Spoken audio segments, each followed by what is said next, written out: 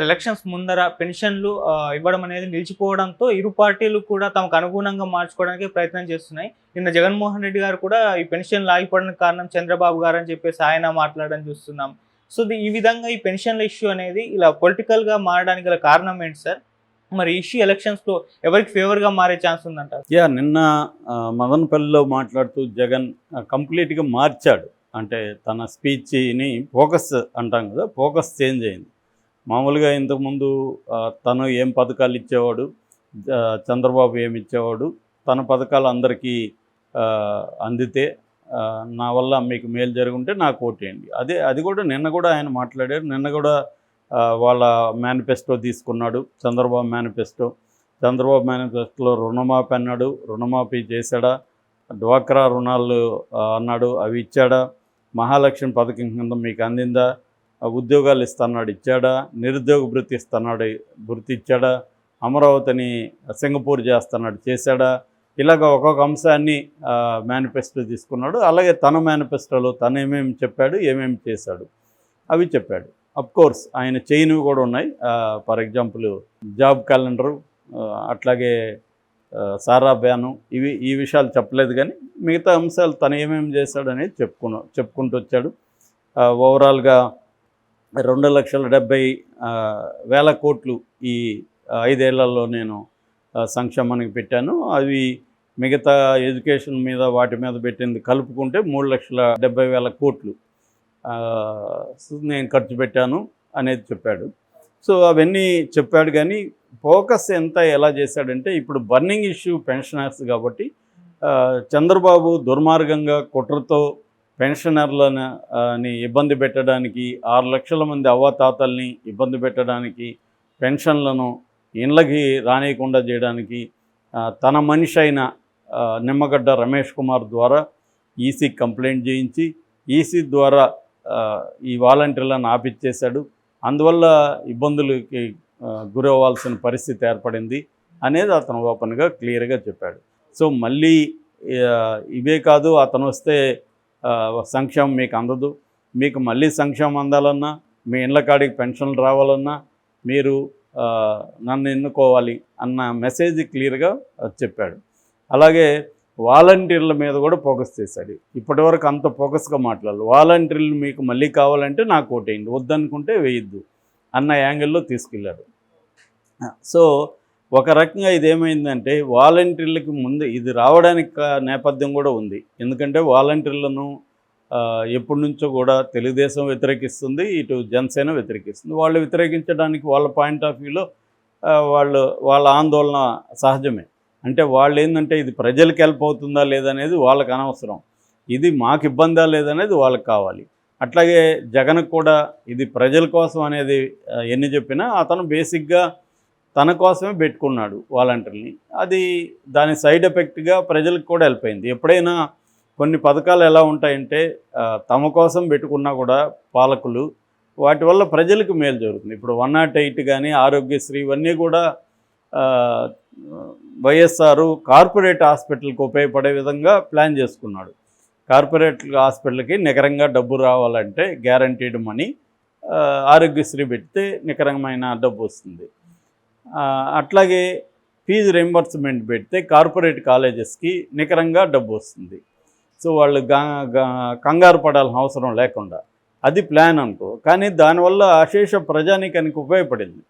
చాలామంది బీసీలు కావచ్చు, చాలామంది రకరకాల పేదలు ఫీజు రింబర్స్మెంట్ వల్ల వాళ్ళ ఇళ్లలో చదువుకొని ఇంజనీర్లు, ఎంబీఏలు ఇవన్నీ చేయగలిగారు. ఆ డేటా కూడా ఉంది క్లియర్గా. అట్లాగే ఆరోగ్యశ్రీ కావచ్చు, 108 కావచ్చు, ఇవి ఎంత అద్భుతంగా ప్రజలకు ఉపయోగపడ్డాయో తెలుసు. ఇప్పటికి కూడా వైఎస్ఆర్ అనగానే ఆరోగ్యశ్రీ, 108, ఫీజు రింబర్స్మెంటు ఇలాంటి పథకాలు గుర్తొస్తాయి. అట్లాగే జగన్ కూడా వాటిని మరింత స్ట్రెంగ్తన్ చేసి మరింత ముందుకు తీసుకెళ్తున్నాడు. అది కాకుండా జగన్ కూడా ఇంకా కొన్ని పథకాలు పెట్టాడు. ఇంగ్లీష్ మీడియం పెట్టడం పేద పిల్లలకి, నాడు నేడుతో స్కూల్స్ని బాగు చేయడం, ఇలాంటి కార్యక్రమాలు జరుగుతున్నాయి. సో దీన్ని నేను కంటిన్యూ చేయాలంటే వాలంటీర్ల వ్యవస్థ కూడా జగన్ తెచ్చిన ఒక ఇంపార్టెంట్ వ్యవస్థగా చెప్పుకోవచ్చు. ఎందుకంటే అది ప్రజలకి ఖచ్చితంగా ఉపయోగపడింది. దాంట్లో ఎన్ని లోపాలు ఉన్నప్పటికీ అది రాజ్యాంగబద్ధమా కాదనేది సుప్రీంకోర్టు నిర్ణయిస్తుంది. కానీ మామూలుగా ప్రాక్టికల్గా కామన్ మ్యాన్ దృష్టిలో కానీ మనం చూసినప్పుడు ఖచ్చితంగా అది వాలంటీర్ వ్యవస్థ అనేది ఉపయోగపడింది. ఎందుకంటే పేదలు లేకపోతే ముసలి వాళ్ళు వీళ్ళు ఇంతకుముందేమో తిరగతా ఉండేవాళ్ళు, వెళ్ళి ఎండలో నిలబడేవాళ్ళు, దానివల్ల చాలామంది చనిపోయేవాళ్ళు. వాళ్ళకి ఇప్పుడు ఇంటికే వెళ్ళి ఇవ్వడం, వాళ్ళు ఎక్కడుంటే ఒకవేళ హాస్పిటల్లో ఉంటే హాస్పిటల్కి వెళ్ళి ఇవ్వడం, ఇలాగా జరిగింది. నేను ఆ మధ్య కూడా చిత్తూరు జిల్లాలో కాళహస్తి దగ్గర ఒక ఓల్డేజ్ హోమ్కి వెళ్తే అది 2.5 ఎకరాల్లో చాలా పెద్దగా బాగుంది. కానీ అక్కడ 5-6 మంది కూడా లేరు. నేను ఆ నిర్వాహకులు అడిగాను, ఏమమ్మా మీ ఎందుకు ఇంత తక్కువ మంది ఉన్నారంటే, సార్ 25 మంది దాకా ఉన్నారు మొన్నటి వరకు, ఈ జగన్ పుణ్యమా అని అందరూ వెళ్ళిపోయారు సార్ అన్నారు. అదేంటి జగన్ ఏం చేశాడు మధ్యలో అంటే, జగన్ ఇది పెంచేసరికి పెన్షన్లు వాళ్ళ ఇంట్లో వాళ్ళ పిల్లలు వచ్చి తీసుకెళ్ళిపోయారు వీళ్ళని అని. ఆ రకంగా అది ఒక సైడ్ ఎఫెక్ట్గా మంచిగా జరిగింది. అంటే పేరెంట్స్ పిల్లలతో ఉంటారు, ఊర్లలో ఉంటారు. వృద్ధాశ్రమం కంటే ఖచ్చితంగా అది బెటర్గా ఉంటుంది. వాళ్ళకి వచ్చే డబ్బుల కోసం ఉన్నా వాళ్ళని కొద్దిగా బాగా చూసుకుంటారు. సో ఇలాగా రకరకాలుగా ఉపయోగపడుతుంటాయి పథకాలు. సో ఈ విధంగా వాలంటరీ వ్యవస్థ అనేది ముఖ్యంగా కరోనా టైంలో కూడా చాలా బాగా హెల్ప్ అయింది. దాన్ని చూసి ఇప్పుడు కేరళ ఇన్స్పైర్ అయింది, తెలంగాణ ఇన్స్పైర్ అయింది. వీళ్ళు కూడా సిమిలర్ ఇది సిస్టమ్ పెట్టాలని ప్లాన్ చేస్తున్నారు. ఇంకా కొన్ని రాష్ట్రాలు కూడా స్టడీ చేస్తున్నాయి. కేంద్రం కూడా అభినందించింది. అటువంటి వ్యవస్థని వీళ్ళు టార్గెట్ చేశారు. వీళ్ళు టార్గెట్ చేయడానికి వీళ్ళ రీజన్స్ ఉన్నాయి. ఎందుకంటే అది డబుల్ ఎడ్జెడ్ వెపన్ లాంటిది వాలంటరీ వ్యవస్థ. ప్రజలకు ఎంత ఉపయోగపడుతుందో అంతకంటే జగన్కి ఎక్కువ ఉపయోగపడుతుంది. ఎందుకంటే 50 ఏళ్లతో అనుబంధం ఉంటుంది. ఆ డేటా జగన్కి అందిపోయింది. ఎవరెవరు, ఏ ఏ కులాలు, ఏ ఆర్థిక సమీకరణలు మొత్తం డేటా జగన్ దగ్గర ఉంది. ఆ డేటా పెట్టుకొని ఇప్పుడు తను ఎక్కడెక్కడ ఏ కులం క్యాండిడేట్లను పెట్టాలనే దానికి కూడా ఈ డేటా ఉపయోగపడింది జగన్కి. ఇది ఖచ్చితంగా అప్రజాస్వామికమే. డేటా అనేది అందరికి అందుబాటులో ఉన్న కానీ ఒకడే వాడుకుంటానంటే ఎలాగా? ఖచ్చితంగా జగన్ చేసిన అప్రజాస్వామికమే అది. దాన్ని ఖండించాలి. ఆ డేటా అనేది అందరికి ఇవ్వాలి, లేదా తను తీసుకోకూడదు. సో ఆ డేటా ఉపయోగపడింది. అందుకనే డేటా మీద పవన్ కళ్యాణ్ కూడా అటాక్ చేయడానికి ఇదే కారణం. అంతేగాని దానివల్ల ఏదో ఉమెన్ ట్రాఫికింగ్ పెరిగిందని కాదు. ఇతర రాష్ట్రాలతో పోలిస్తే మన రాష్ట్రం 7వ 8వ ప్లేస్లో ఉంది ట్రాఫికింగ్. మరి మిగతా రాష్ట్రాల్లో ఏ వాలంటీర్లు లేని రాష్ట్రాల్లో మరి ఎందుకు ట్రాఫికింగ్, హ్యూమన్ ట్రాఫికింగ్ ఉంది? కాబట్టి అది దానికేమి డేటాబేస్ లేదు. ఆయన ఏమన్నా ఉంటే మరి ఇచ్చేవాడు కదా, ఇవ్వకుండా ఆరోపిస్తున్నాడు అంటేనే అతను పొలిటికల్ ఆరోపణలు తప్ప అవేమీ రియలిస్టిక్ కాదు. ఏదేమైనా ఇప్పుడు వాలంటీర్ అనేది ఏదైతే అవాయిడ్ చేసి దేని వల్ల అయితే మనకు నష్టం అని భయపడుతున్నారో, ఇప్పుడు అదే భూతంలాగా తెలుగుదేశం కూటమిని తాకింది. దీనికి తెలుగుదేశం వాళ్ళు నానా కసరత్తులు చేస్తున్నారు. చంద్రబాబు నిన్న లెటర్ రాశాడు, పబ్లిక్కి లెటర్ రాశాడు, ఇటు ఈసీకి రాశాడు. ఈసీకి వెళ్ళే వాళ్ళు ఇస్తూ ఉన్నారు. కానీ వాలంటీర్ని అయితే రీప్లేస్ చేయలేరు. ఈ రోజు నుంచి అయితే పెన్షన్ ఇస్తున్నారు. మధ్యాహ్నం నుంచి స్టార్ట్ అవుతుంది.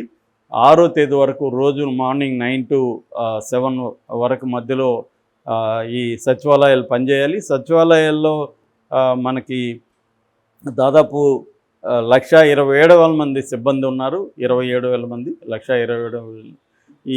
ఈ సిబ్బందితో ఇళ్ళకి వెళ్ళి ఇవ్వలేమని చెప్పి ఎలక్షన్ కమిషన్ ఏం చేసిందంటే 2గా డివైడ్ చేసింది పెన్షనర్ని.